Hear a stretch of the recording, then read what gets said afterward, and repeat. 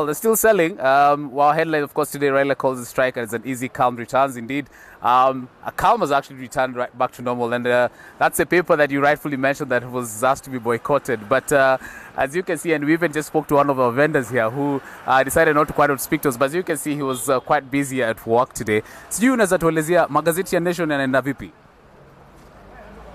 He did not want to speak to us earlier on, but I have the paper here. Then we have one of our readers, and I made sure that he actually stayed here because we wanted to get a perspective from them on why exactly they feel about the paper. He said, thank you so much for speaking with us. Thank you so much.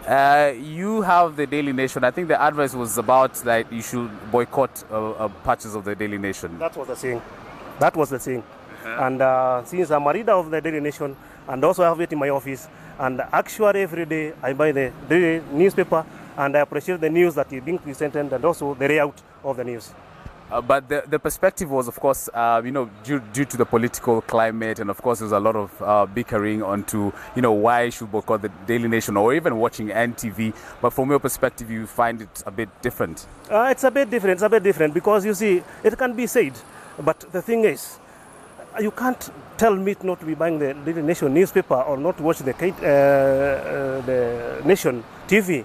Or else, it's my perspective that I will be watching that, and I have been watching it. So there is no good reason to tell people not to read the Daily Nation newspaper unless you have a different agenda for the same. Yeah. So I do really appreciate that you are still in business and everything is normal. I can tell my fellow Kenyans to come out in large numbers to continue their daily chaos. There is nothing which is happening, which is to think or to fear of.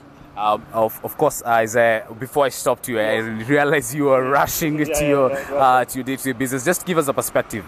You have a day ahead. What are you planning to do? And of course, before you began, was there that feeling of, and in what we actually said that people were a bit not sure whether they should come to their day-to-day duties?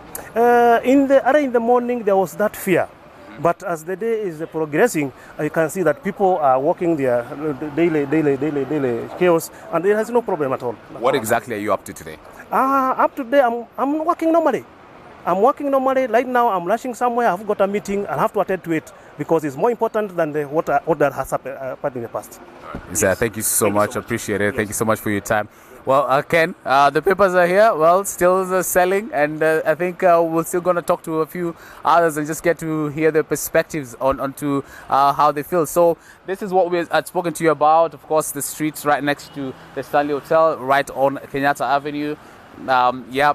Quite a busy day, and of course, everyone just business was slowly coming back to normalcy. So as I mentioned to you earlier, of course, even right in town, you notice there's kind of a few police officers, and you notice kind of that security just kind of moving into the central business district. Maybe going to reiterate what Japheth Koome said, who's the police commander right here in Nairobi. And I'm going to hand it over to you right in studio to take us to Brenda, who attended that briefing, and maybe perhaps she can give us more details onto what the police commander said.